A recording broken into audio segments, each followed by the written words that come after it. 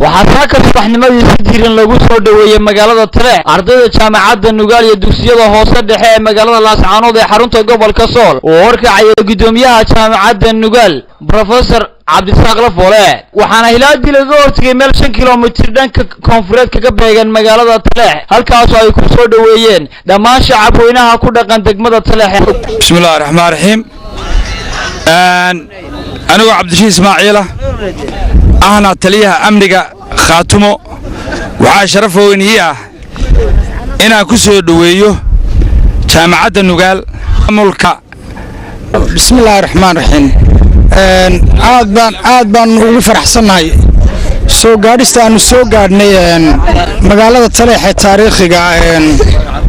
haddii alla yiraahdo dad fiican baan soo dhaweeyay meel muslim wanaagsan aan ugu nimid weeyaan inta nagala kulantay soo dhaweynta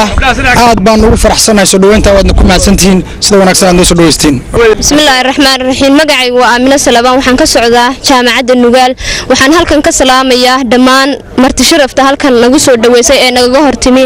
haddii ay tahay dadka ka yimi qurbaha iyo dadka reer Taleexba sidoo kale waxaan halkan ka salaamayaa bahda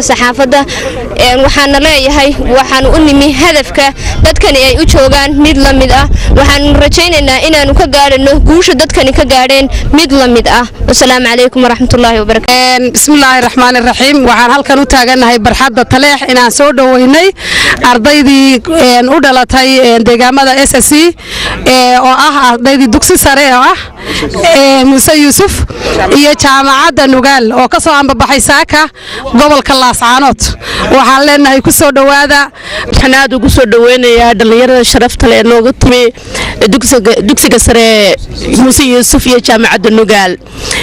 waxaad tihiin mustaqbalkii dadka dalka wala idin baahan yahay waxa aniga maanta sharaf noo ah in dhalinyaro guliga gobonimo idinku ogahay dhalinyaradu mustaqbalka wadanka iyo dadka idinka la idin baahan yahay odayaashan dadkii betel laabatiin ee booska ka saar la ku soo dhawaada ilmaadareyaalo. Damaantii waxaa loo shalbiyay ardadan ka socota jaamacadda Nugaal University iyo dugsiyada hoose dhexe magaalada Laascaanood ee xarunta gobolka Sool magaalada Taleex taasoo lagu soo wareejiyay wadooyinka xaafadaha ay ka kooban tahay degmada Taleex. Geesta kale waxaa magaalada Taleex maanta ka dhacay barnaamij ballaaran oo lagu taageerayo go'aamadii shalay ka soo baxay shir weynaha khaatumatu ay soo saareen xubnaha ka kooban 345 xubnood kaasoo ku aadanaa in maamul cusub loo sameeyo gobolada Sool Sanaag iyo Cayn waxaana saaka subaxnimadii isugu soo baxay magaalada Taleex boqolaal dadweyne oo dareenkooda ku cabiraya taageerada u hayaan shir weynaha khaatumatu iyo go'aamadii ka soo baxay shalay toole xubnaha ka kooban 345 xubnood waxaana soo buuxdhaafiyay wadooyinka iyo xaafadaha ay ka kooban tahay degmada Taleex boqolaal dadweyne oo ruuxaya caleemo qoyan iyo calankii Soomaaliya